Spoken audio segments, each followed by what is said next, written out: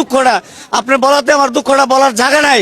আমি সংসারও বলতে পারতেছি না, কারণ আমার 24 বছর চাকরি।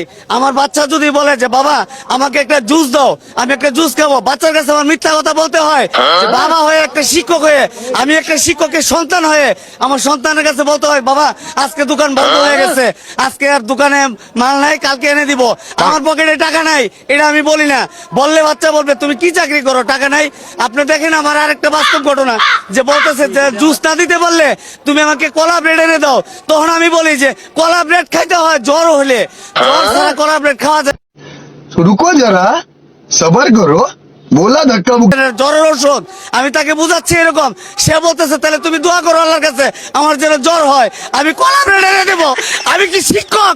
আমি কি শিক্ষক না মিথ্যাবাদী? আমি মিথ্যাবাদী বাবা, আমি মিথ্যাবাদী শিক্ষক। কারণ আমাদের বলে এরকম কেন?